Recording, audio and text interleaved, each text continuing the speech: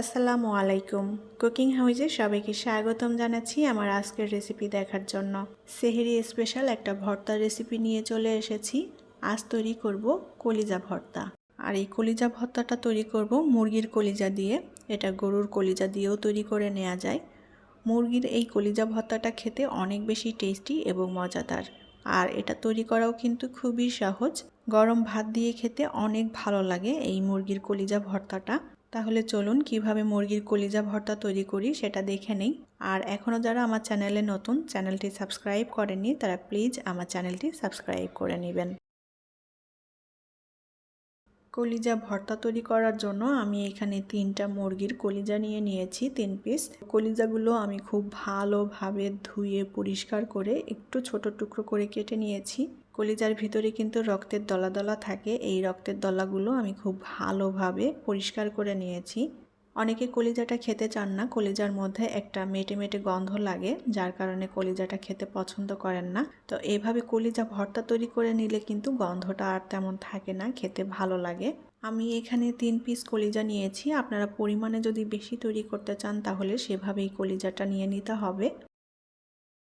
আমি একটা প্যান নিয়েছি। এখন এই প্যানের মধ্যে কলিজাগুলো নিয়ে নেব। এবার দিয়ে দেব স্বাদ মতো লবণ, দিয়ে দেব সামান্য পরিমাণ শুকনো মরিচের গুঁড়া, হলুদ গুঁড়া দিয়ে দেব, আর দিয়ে দেব ধনিয়া গুঁড়া, দিয়ে দেব জিরার গুঁড়া,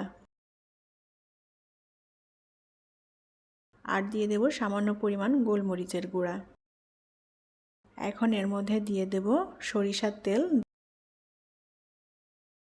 এখন পরিমাণ মতো করে আদা বাটা আর রসুন বাটা দিয়ে দেব। আমি এখানে 3 পিস কলিজা নিয়েছি, সেই আন্দাজ মতো করেই কিন্তু এখানে সব মশলাটা দিয়ে দিয়েছি।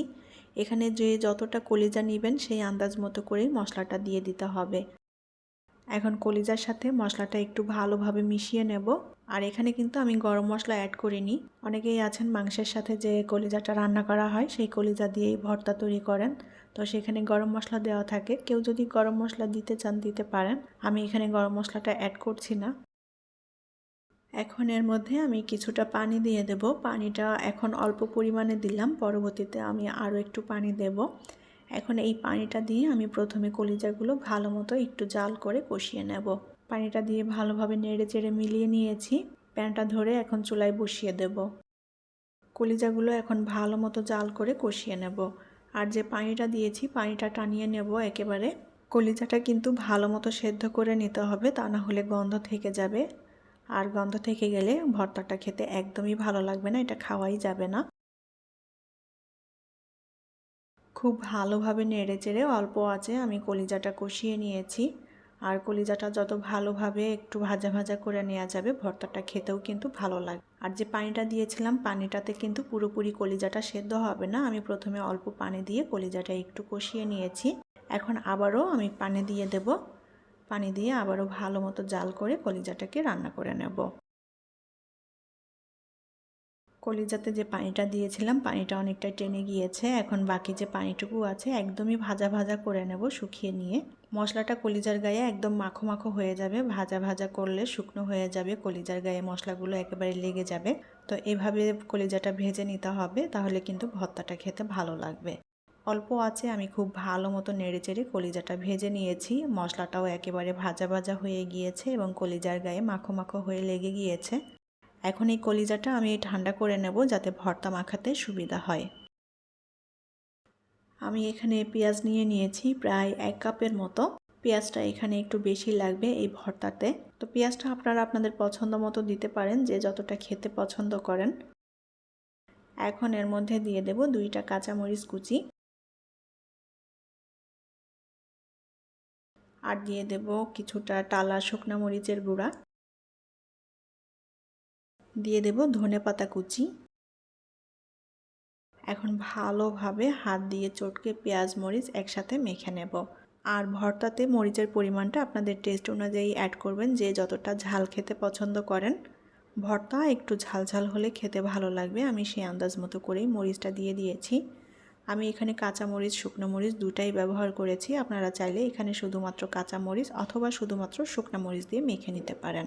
পেঁয়াজটা ভালো মতো চটকে মেখে নিয়েছি, আর পেঁয়াজটা একটু নরম করে মেখে নিতে হবে। চটকে চটকে মেখে নিলে পেঁয়াজটা নরম হয়ে যাবে। পেঁয়াজ মরিচ আমি একসাথে ভালোভাবে চটকে মেখে নিয়েছি। এখন এর মধ্যে আমি মুরগির কলিজাগুলো নিয়ে নেব। কলিজাটা ভালো মতো ঠান্ডা করে নিয়েছি যাতে ভর্তাটা মাখাতে সুবিধা হয়। এখন এই কলিজাগুলো আমি হাত দিয়ে খুব ভালোভাবে ভর্তা করে নেব। কলিজাগুলো খুব সুন্দর মতো সেদ্ধ হয়ে গিয়েছে। কলিজাটা ভালো মতো সেদ্ধ না হলে কিন্তু গন্ধ থেকে যায়, খেতে একদমই ভালো লাগবে না।